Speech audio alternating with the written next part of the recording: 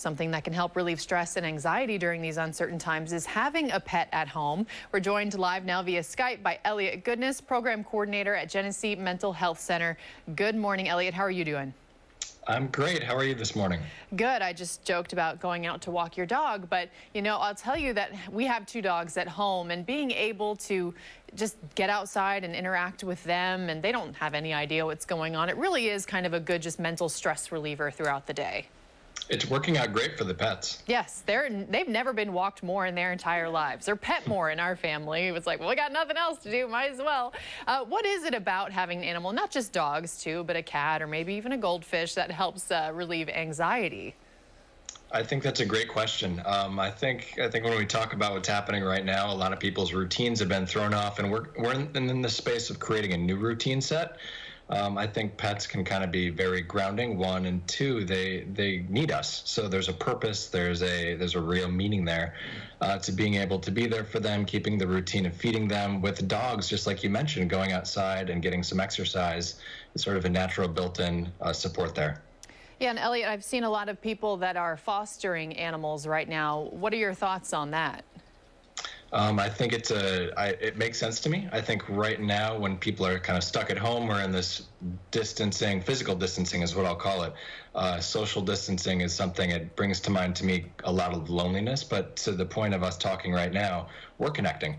But the idea of fostering animals, I think, is great. What I hear is that there's a lot more fostering, adopting of animals right now. So anything, anybody that's considering whether or not they could get a pet right now, or if that's a good idea, I would certainly recommend that they keep in mind that that will bring a lot of responsibility with it. And, once we're able to go back outside, knowing that that's going to be a little bit of a lifestyle shift. Yeah, I think that's why fostering is a good idea now, because you are at home, you can help take care of the animal, and then you can decide, okay, am I ready for that responsibility once I have to get back to work? Or, is this dog ready for another forever home, which is good. Elliott, what kind of animal, if someone is at home looking to get a forever friend, as we call them, what kind of animal would you suggest starting with? Oh man, I think that's very personalized. You mentioned fish, anything from a fish to a hamster to a cat to a dog. There's a lot of options out there, and I think it's good to do some research and see what's best for each individual person. Cats certainly, I think, get a reputation of being a low maintenance pet. I think I'd argue otherwise, but they don't need to be walked. They've got some independence inside. Elliott, you're with the Mental Health Center. Do you have any other tips for people at home who may be struggling right now? I know for me, anxiety feels like it's sort of started to ratchet up. I can't really quite put a finger on why. I just know, hey, I'm sitting at home, I'm starting to feel anxious. For me, taking a walk helps. But do you have any other tips for people at home who may be struggling right now?